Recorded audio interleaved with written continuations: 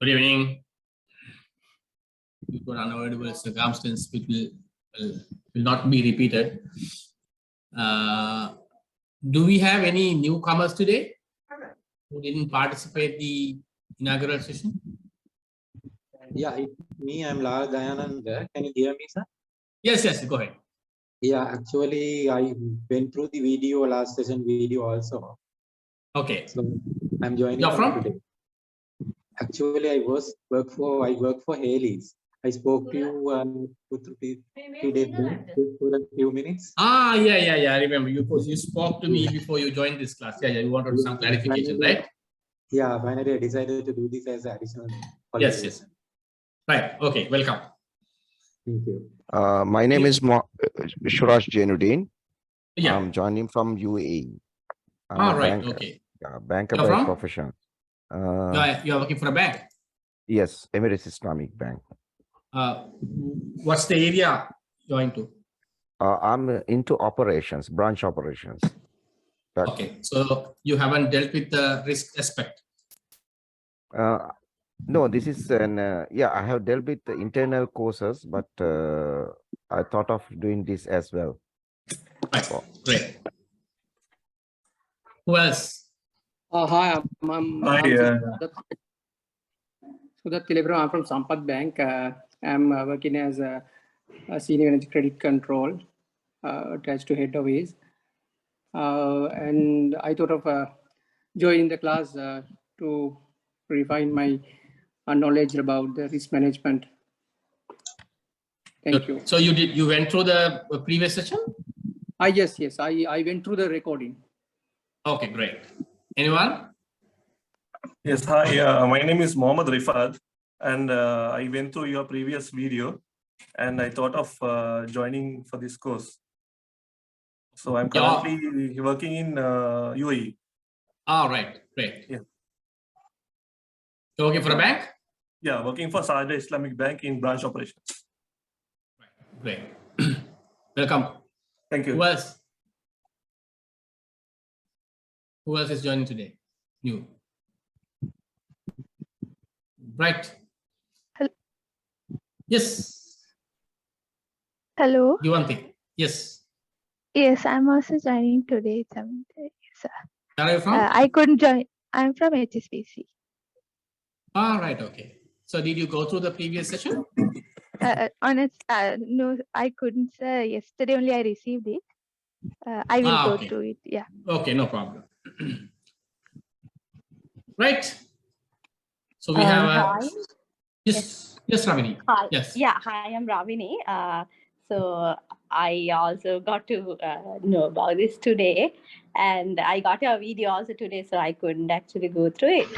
So yeah, I'm also joining you, and I'm working at Acuity Knowledge Partners. We are also supporting global banks.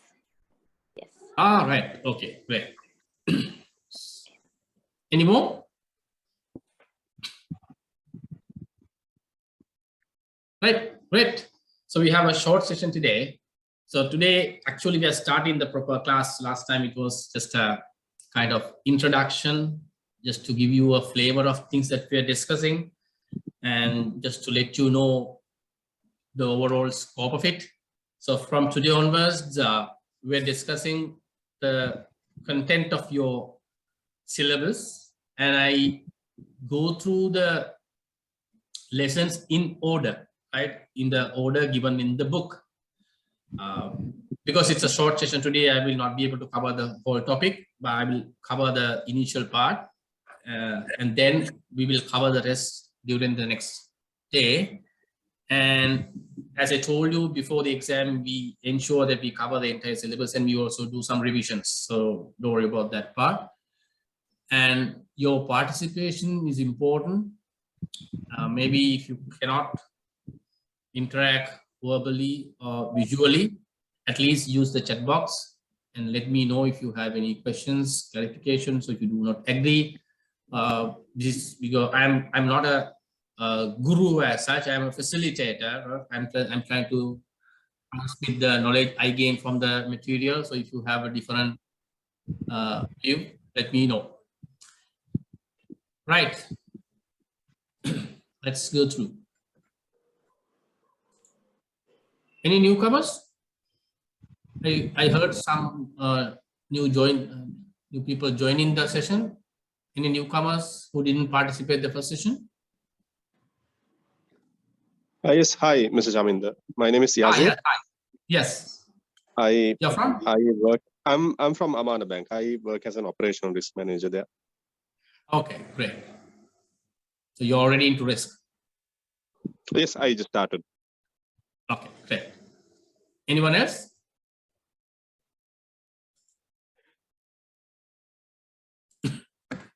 Right. Let's start the session. I'll share the screen.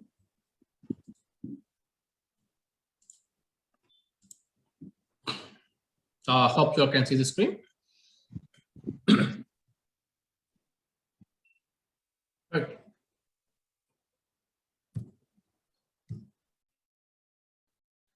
So the first lesson is principles of risk management. So you have a weightage of 14% at the exam.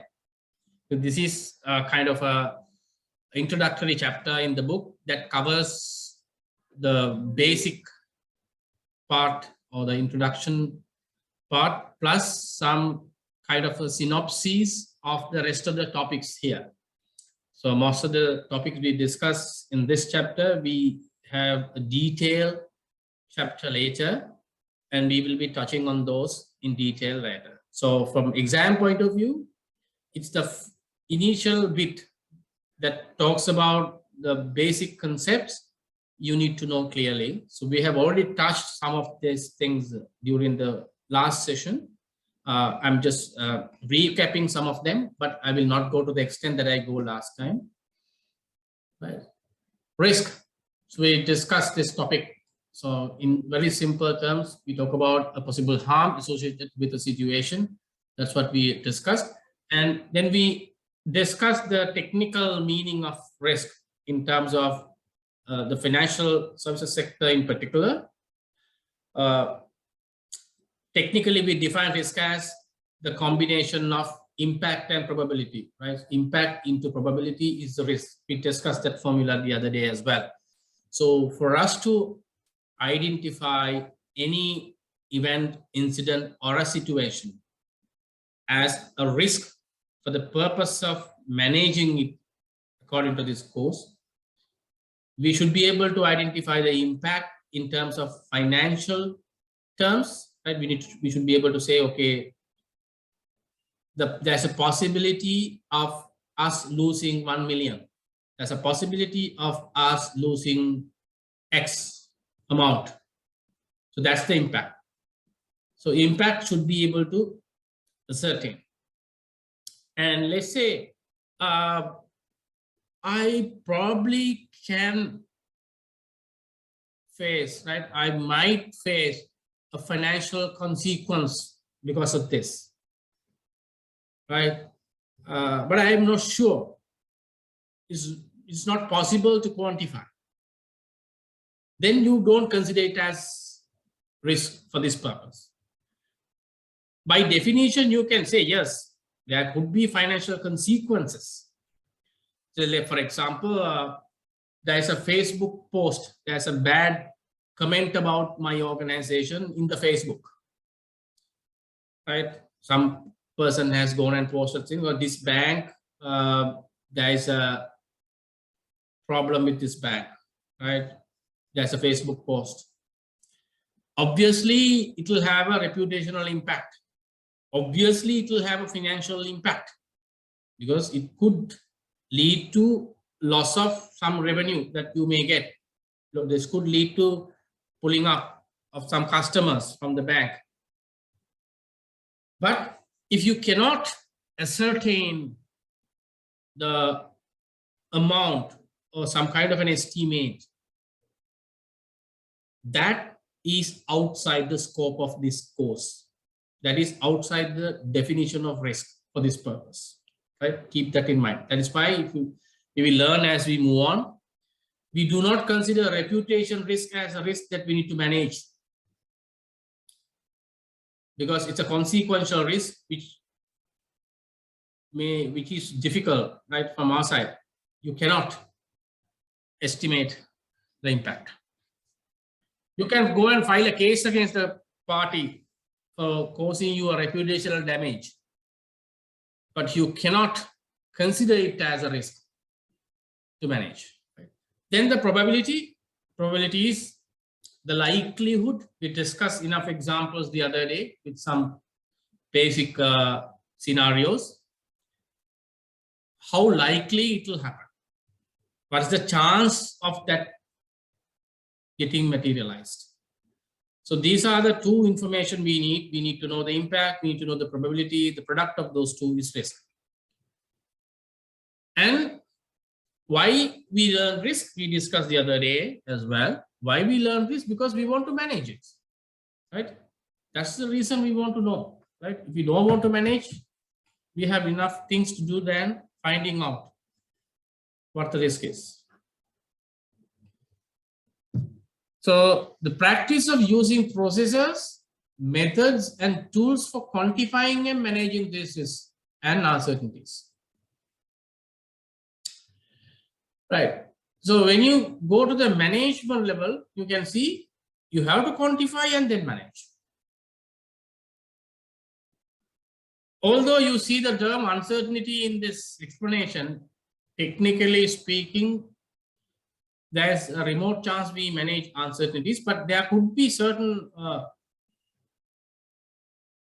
mitigation measures or actions we can take even to minimize uncertainty, but you may not be able to manage it until you convert that into a risk and identify the magnitude of it.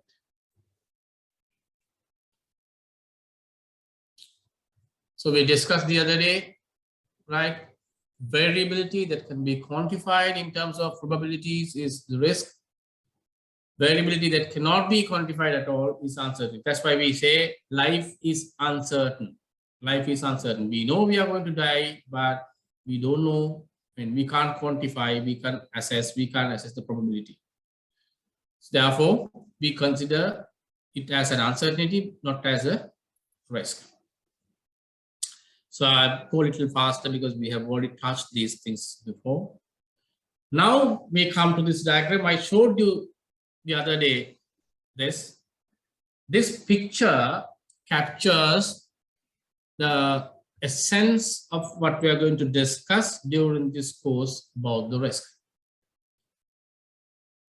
So if you look at the middle part of this diagram, right, let me use the annotation. The middle part of this diagram, this part, right? This is the institution we consider, the financial services firm. It can be a bank or a finance company, anything, right, in the financial service sector. And inside that, you have the highest level, the strategic risk, right? Strategic risk has two components, the internal part and the external part. You can see, we'll be discussing when we talk about it, right? Strategic risk, external sources. Strategic risk, because strategies can fail due to internal issues or external situations. Because you can have a brilliant strategy, but if the external circumstances change, your strategy failed. For example, the best example I can give is Corona, right? When you plan your business, you never kept a provision for Corona or COVID-19. So your strategy remained valid, but it was not successful. It could not be executed or it could not be materialized because of external sources, external event. And the strategy can also fail due to internal issues. That is, your poor designing of your strategy is an internal issue. Right. Then we have the corporate governance, fiscal oversight bit. That's the highest level of monitoring in an organization, the board level. And then we have the rest of the governance measures drilling down to the next levels of the organization. We'll be discussing all these things in detail. Don't worry if you are new to these terms. And then we have the risk management framework that dictates or that prescribes the game plan of how the organization is managing its risk.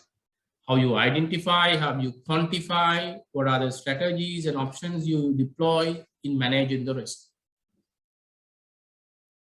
And then you can see inside this, you have different types of risk that we have to deal with.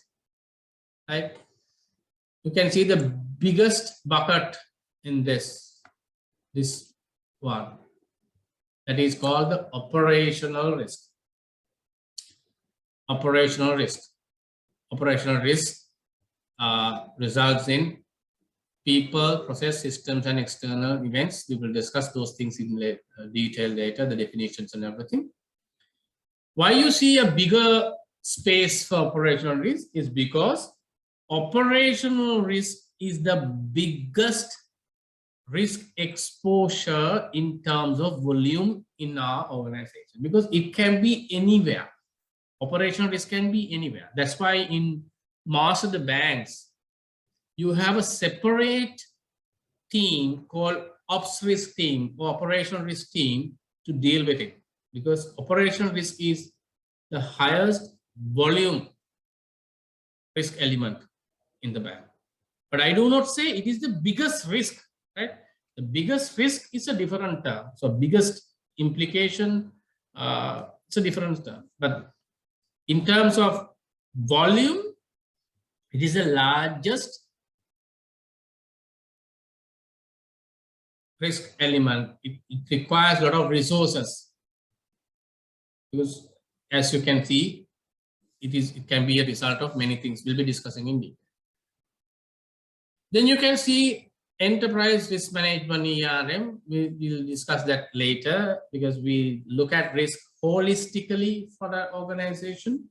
When we manage risk, we cannot practically isolate. Let me park credit risk here, ops risk here, investment risk here, and I will only look at this, because these are all interconnected. These are all influenced by various internal and external variables and practices. So when you look at risk, you have to look at it as a combination of all of them. That's why we have a separate concept. When we manage risk in organizations, we manage them holistically. We call it enterprise risk management, ERM, right? Or we also call it integrated risk management. That's why in banks, the term we use for the risk committee is IRMC, EIRMC and BIRMC. EIRMC is Executive Integrated Risk Management Committee. BIRMC is for Board Integrated Risk Management Committee. That's the term we use to define the risk committee. So these are all synonyms. Then when you deal with external parties, you get credit risk, market risk, liquidity risk. And we also have investment risk, that is based on how we manage our investment portfolio. And you can see in the other sides, we are interacting with all these parties. And also we are influenced by all these external environment. So this is a kind of a snapshot of the entire risk management framework and how it operates. So we are going to deal with each of these components as we move on over the next several chapters. So if you have any question, clarification, you can disturb me then and there, right? You can make a noise, then I'll allow you, or you can use the chat box and ping me. I will allow you to explain yourself. Right. Let's go to the next one. So before we get into the risk in financial services, let us have a look at the risk in business in general. When you are in a business environment, when you operate any business, you have to face certain elements of risk. So when we look at this, we look at an overall risk framework, risk management framework. So these are the actions we take in terms of risk. We identify risk, we assess the risk, that is, you measure it, then you control it, and then you monitor the overall mechanism to ensure that this process is continued with improvement. And then we have the oversight. Oversight is overlooking and making sure things are happening. As you can see, oversight is not connected to any of this. Oversight is not doing things. Oversight is keeping your eye on the matter, making sure things are happening. So that is why we look at the board. When we talk about the role of the board, we say they have an oversight. Okay? That is, they are overlooking the matter. They make sure, but they do not execute. Okay? So that's why it is a higher level. At the board level, you ensure the governance and then making sure that you have robust policy framework. And then we have day-to-day risk management, right? Now see, from here onwards, you need to get the message right. The day-to-day management of the risk is not a responsibility of the risk department, right? The banks and various financial services institutions have a risk department headed by CRO, Chief Risk Officer. So we must remember clearly, day-to-day management of risk is not a responsibility of the risk department or the CRO. It is a responsibility of every person on the floor, right? Respective business unit must make sure that they have adequate controls, mechanisms, and people with knowledge to manage the risk on a day-to-day basis. The risk department comes after that, right? Their role is mainly in monitoring. Then when we talk about risk, there are different sources where the risk can emerge, right? So it can come from external sources and it can come from internal sources. So from the external sources, there is a wide range. We look at the risk coming from unforeseen changes in the global economy, right? We are experiencing that in today's context, in different fronts. Then the political arena, the competitive environment, right? And social and market forces, technological, especially the cybersecurity aspects. And also it can come from natural events, right? It can be earthquakes, tsunamis, right? Weathers, patterns, and some actions, terrorist activities, right? And even some practices by customers. So there can be certain frauds. We can experience this from different fronts like this, right? So let's go in detail. So when we talk about external risk, we talk about risk from different fronts. The first one is the economic risk. So when you talk about economic risk,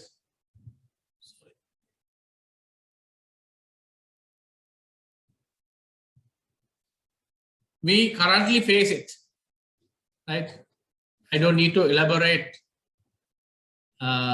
you what it means, what kind of risk that we face. When the economy is not doing well, and there is a contraction, when there are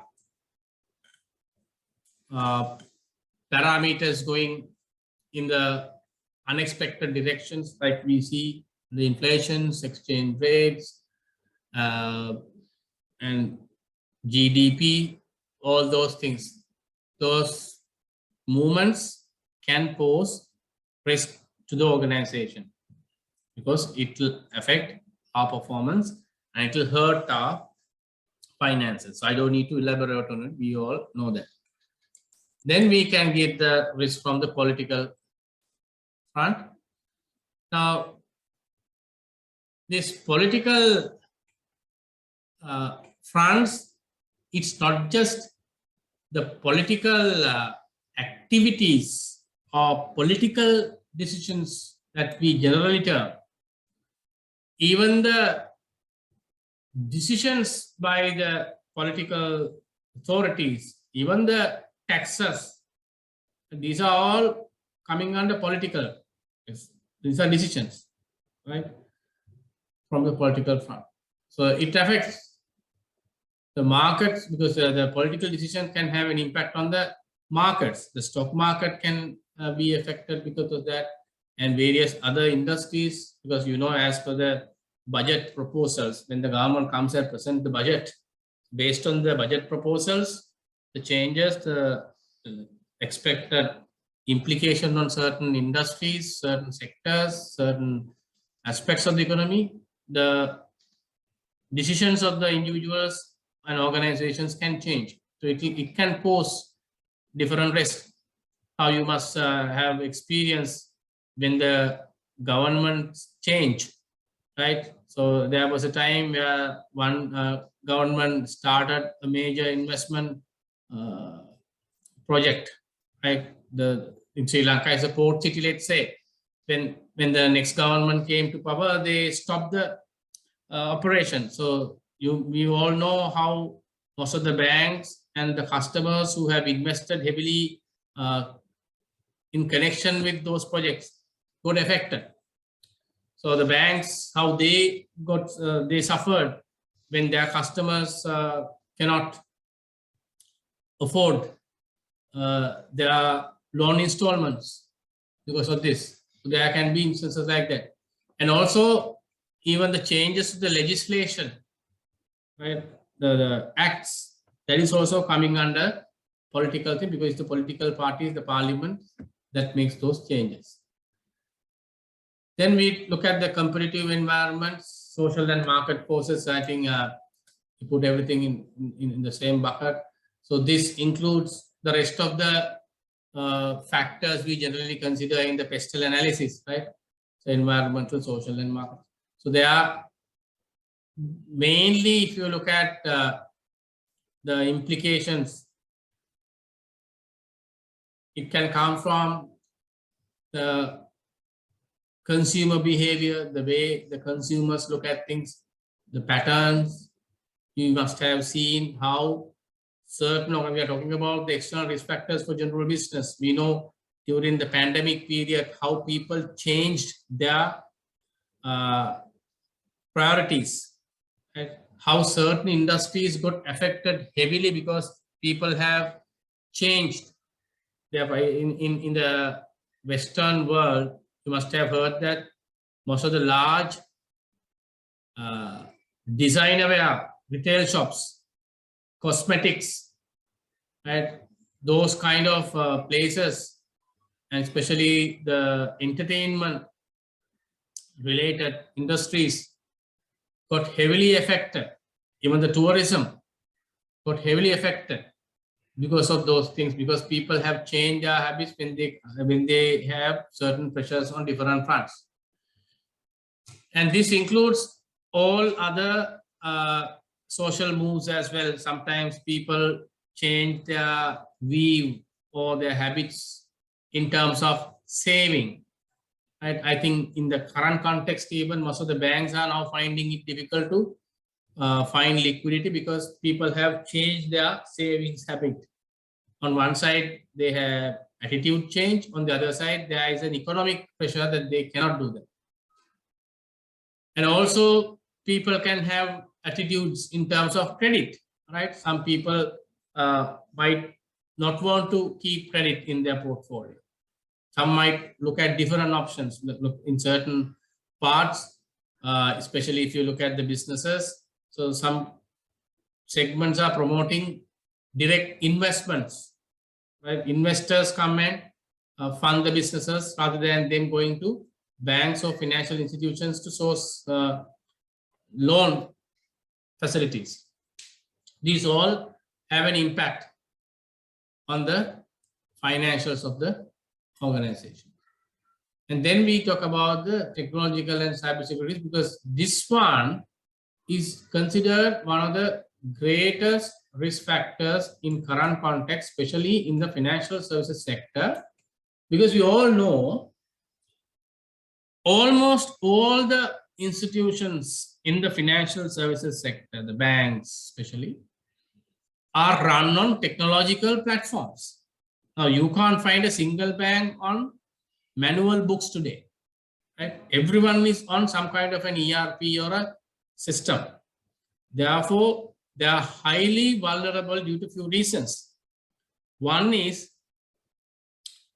none of these large institutions have adequate BCP or backup. Right? Tell me a bank, let's say the Sri Lankan context, forget about the rest. Can you think of a bank in Sri Lanka which has 100% backup, which has at least a sizable backup facility, right? It's a costly affair. If you look at large banks, can you expect those banks to have, let's say, the BCP arrangement would be, what if the entire bank goes down? Can we replicate the bank and run the show? You can't.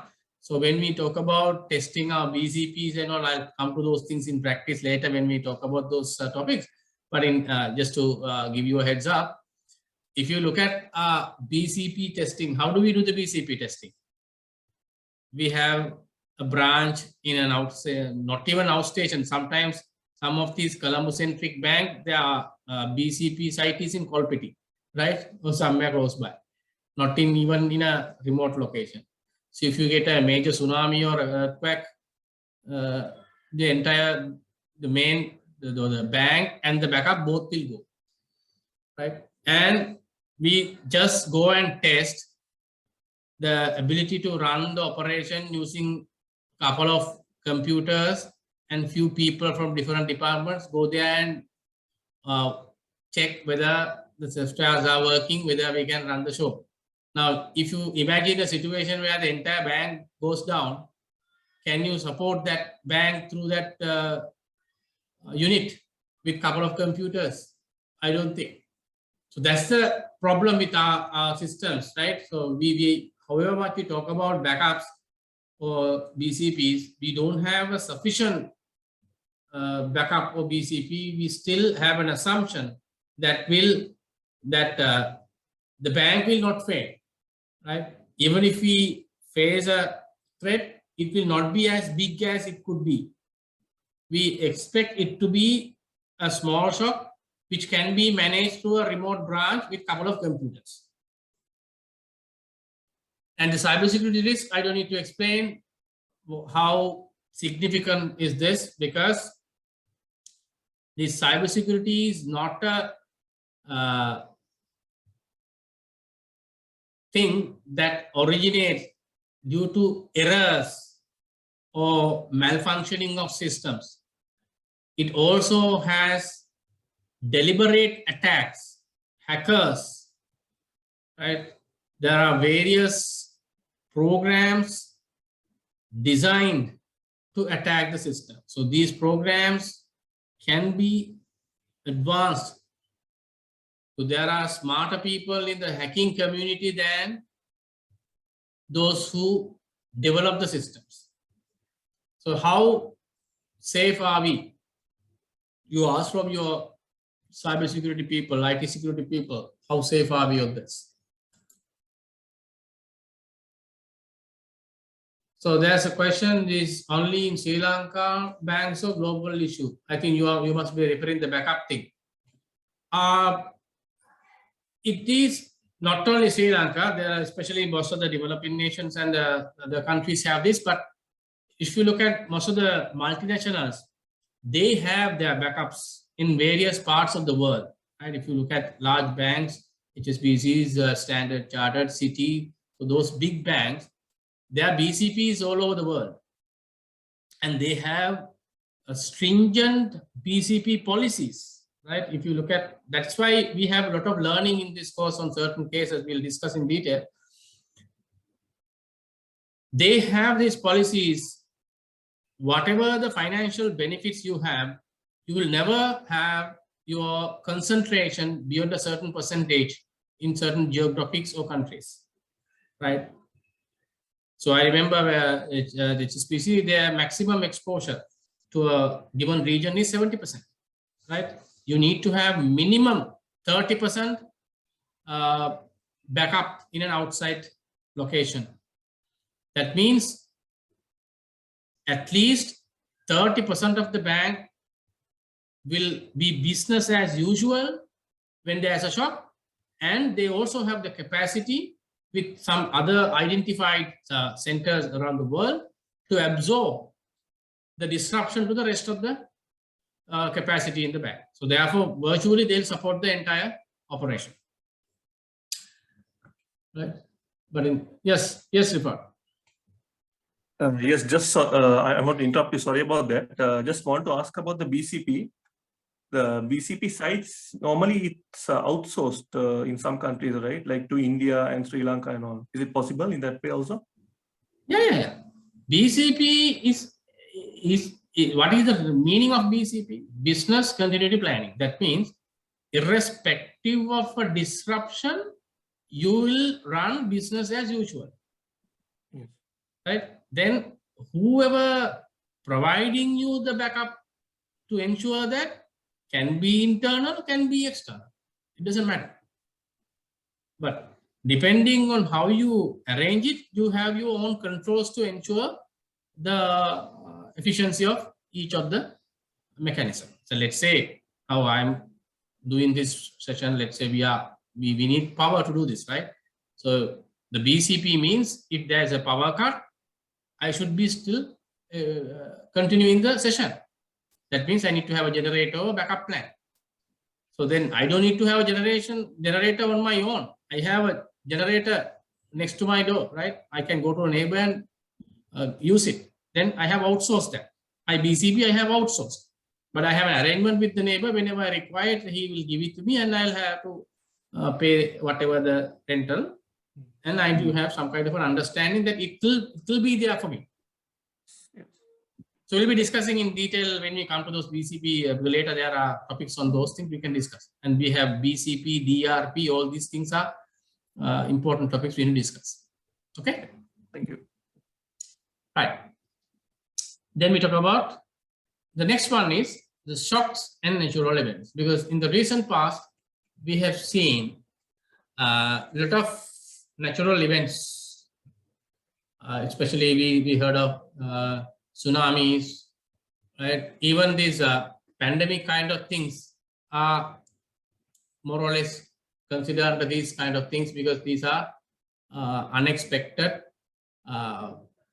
events that are beyond human intervention or prediction radar, right? But the thing is, these kind of things sometimes can have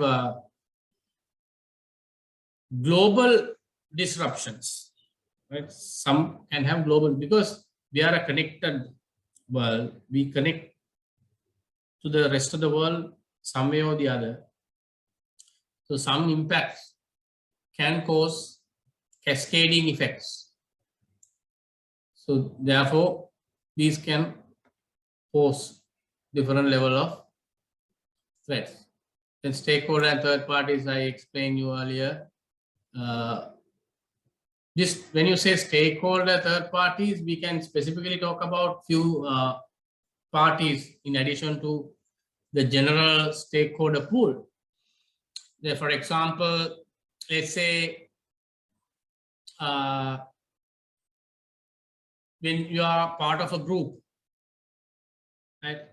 You have a parent company, you are a subsidiary. If the parent is in trouble, it can cascade down to you, right? It can work other way around as well. If you are in trouble, that can go back to the parent also, especially like, for example, this is what happened to most of the global banks, right? Most of the global banks that are operating around the world, they face this issue. Some of the banks got affected due to various issues coming from their branches operating in several countries. For example, places like Brazil, there were a lot of issues in terms of money laundering, drug trafficking, and all that.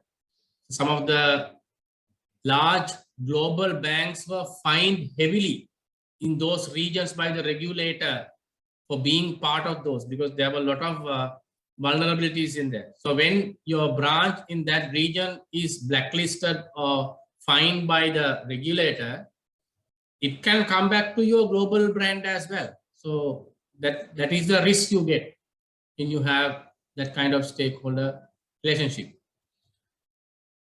right? And the other components could be some institutions, your investors, right? You can have investors, large investors who have a significant share of your organization. And if they are in trouble, if there can be, let's say they are in trouble in terms of financial matters, so sometimes they can be blacklisted due to various reasons. Right? If you are globally connected, you have all these issues. So I remember when I was working for a global bank, every day there is a list that we need to declare, we need to give our confirmation. So they blacklist few people and organizations all over the world somewhere, and we have to give a clearance to say that we have no connection with any of the connected parties to those, right? Sometimes if you blacklist a company in the US, and if they have subsidiaries or various connected parties all over the world, and then we also need to identify the list of all these connected parties, and then we have to declare that we don't maintain any of the accounts from these parties. So likewise, there is a stringent screening process going on to ensure that we manage the risk. Then we also have the risk on the other side. If you have customers, significant customers, right? We are talking about the risk in general business. Sometimes we have certain organizations depending on handful of customers, sometimes one or two customers. If those customers pull off, it can affect the organizations heavily. So we have instances in the Sri Lankan market as well, where some of their significant customers pull off due to various reasons, and that's the end of the business. Especially remember, that is what happened to the garment industry in Sri Lanka, right? We are catering to some of the large players in the global market, and we know due to pandemic, some of those players were heavily affected, and they scaled down their operation and they stopped buying from some of our manufacturers here. And then some of the garments had to be closed down because they were heavily exposed to those significant customers. So that can happen. And other parties can include even the regulator, right? Third parties can include the regulator. Sometimes the regulator all of a sudden comes up with something. Remember, overnight they say we are going to ban this product, right?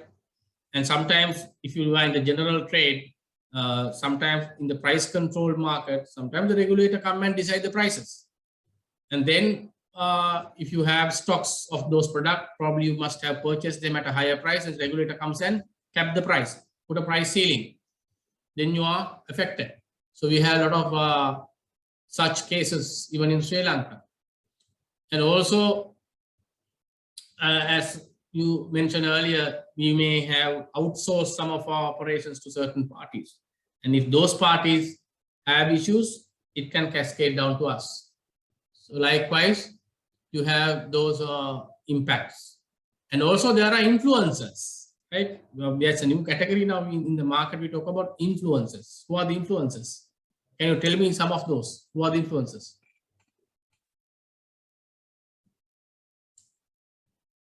Who do you consider as influencers?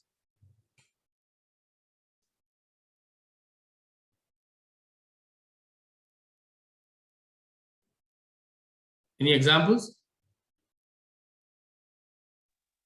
Can it be any celebrities? Celebrity, yeah. Some footballers like Ronaldo or Messi. Yeah. These are decent kind of people, but there are other categories. You can get these social media activists. Sometimes the YouTuber can be an influencer, right? Because they have a large fan base. Sometimes even if you don't have a fan base, you are a known person, right? These people can change the mind of the people. These people can drive your business to a different direction. I'll give you an example. There was, I think, I might have some of the members here from that organization here. There was one bank some time ago attempted to charge a fee for the printouts you take from the teller machines, right? When you take a printer, we will impose a fee. So that is to discourage unnecessary printing of statements and all that. And within a couple of days, entire social media went against them. There was a big resistance, and they, when the social media guys start hammering, they almost kill you, right? And then the bank had to withdraw that policy, right? So that's the level of influence you can have in today's context. So you have to be mindful of those things. So all of a sudden there can be these days, all of a sudden there can be a trend. You know what happened to the biscuit companies, right? When the biscuit companies increased the prices, there was a trend created by the social media to boycott them. And after that, they had to go on begging from the customers, right, to buy their products. They came down. So that kind of impact can come. These are all risks. So that's a risk for those organizations, right? So your sales can come down. And there can be experts. Some experts are influencers, right? Some reputed people, experts, scholars, consultants, advisors. They are also influencers at different levels. So when sometimes people go by their words, if they make a statement, people buy into that. And that can have an impact on the organization. Sometimes they do other way around. They don't go and induce people. Instead, they come and challenge the organizations directly, right? Either way, you can have a risk on your numbers eventually. Right. So I have given all these lists here. Sorry.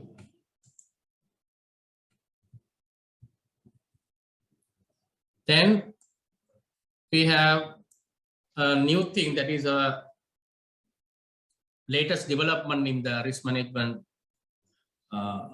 arena. When I say latest, it's not yesterday, but in the recent past, it has been evolving, and even your syllabus has been revised to capture this with a greater weight. ESG risk, environmental, social, and governance risk. So this has become a key area in today's context, especially in the global marketplace, with the move towards supporting SDGs, Sustainable Development Goals. So that we talk about sustainability more than ever in today's context. And we talk about the scarcity of resources, the level of impact on global warming, water, right? And the green or the environment, the protection of trees. All these things are now becoming a hot topic. Even the social impact, that how you consider the externalities of your activities, social aspects, and governance principles, how you follow. So these things can have an impact on your business. That's why earlier we can consider these are just nice to have things. These are CSR kind of things. These are marketing tactics by the organization. We label them on different fronts previously. Now these things have become part and parcel of your core business.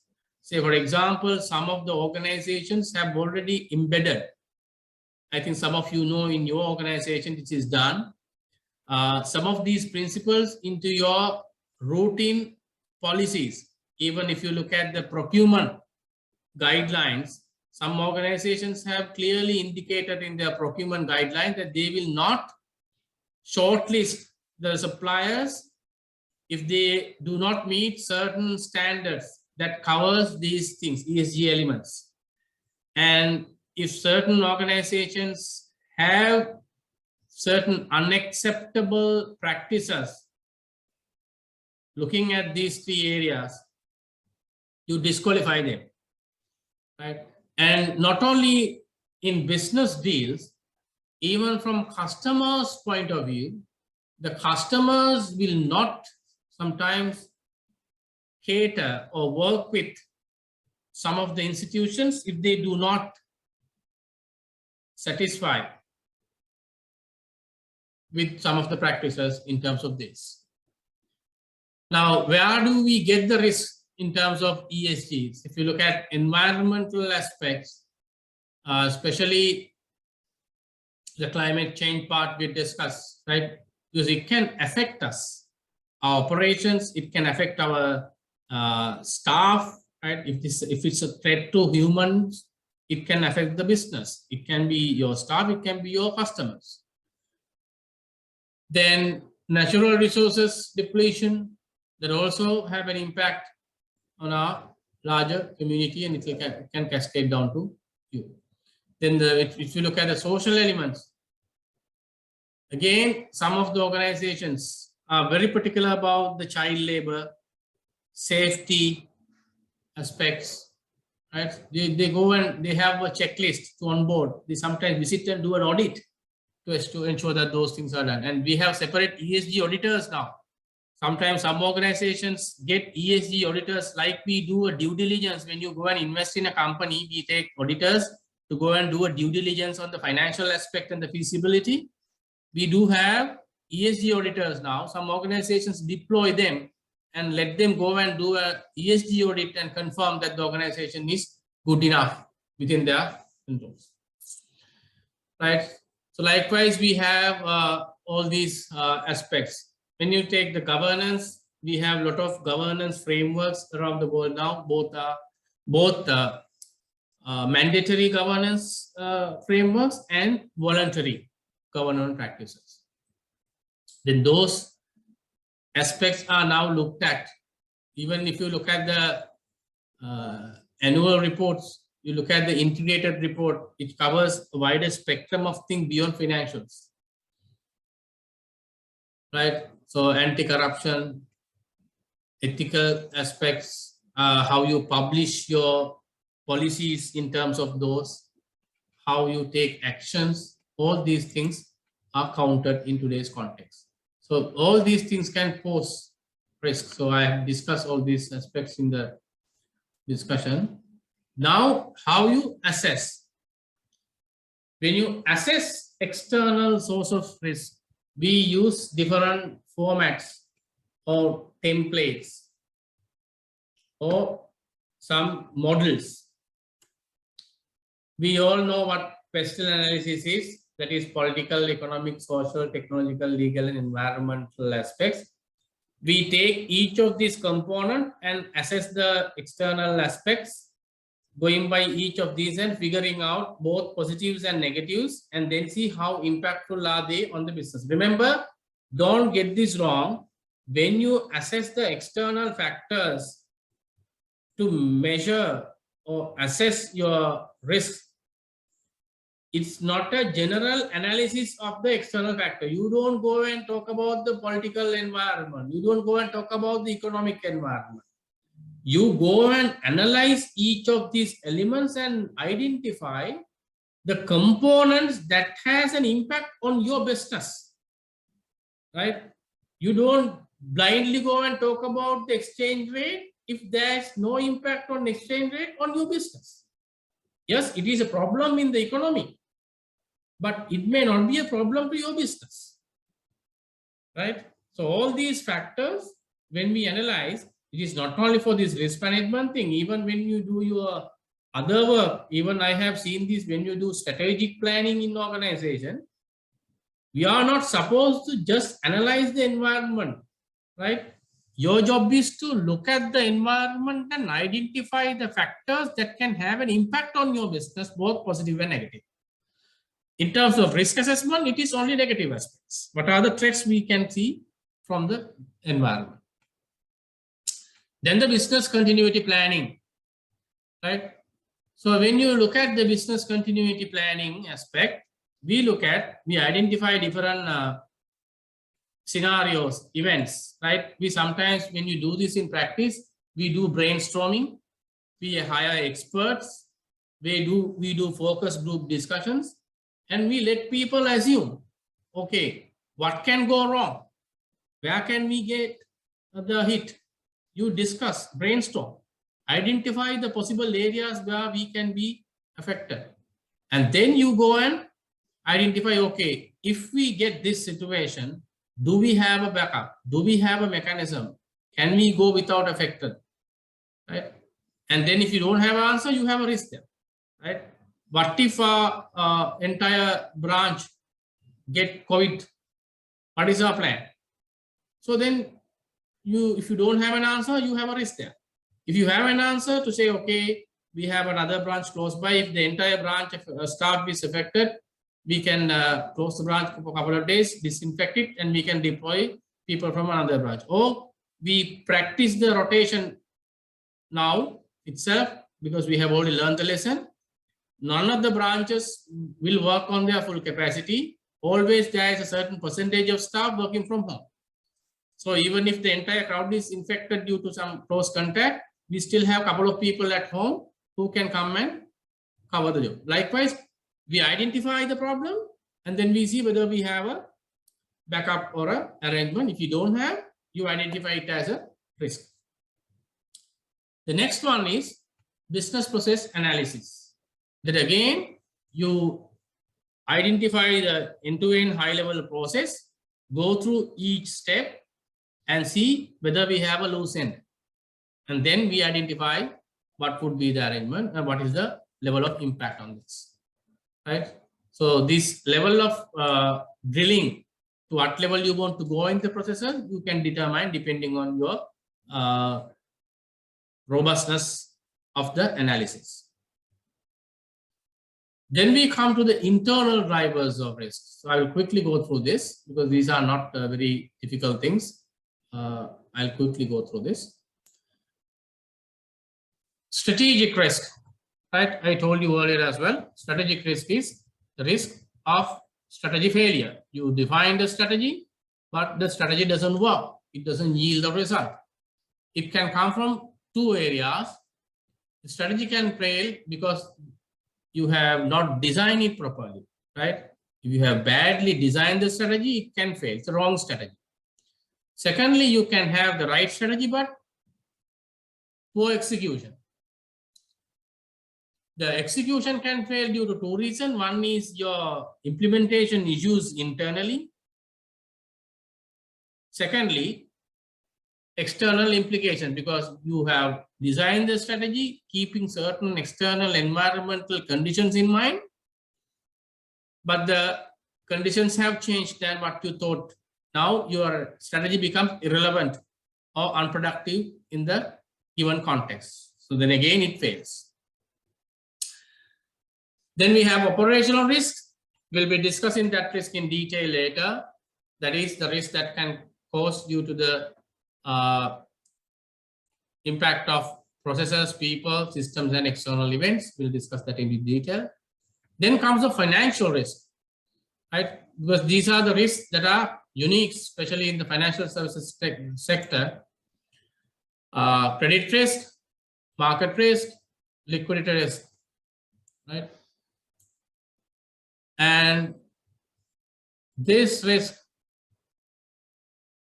can cause problems or shocks to the organizations. So I covered the basic elements of this topic, and then we also discussed the different types of risks, broader sense, where you can get the risk. You can get it from external aspects, external sources, and internal sources. So the next is about assessing those drivers of risk. We will discuss that the next day and then continue with the rest. Before I conclude for the day, do you have any questions, clarifications on what we discussed? Or if anyone did not understand any of the points I mentioned, I can even clarify. Any questions?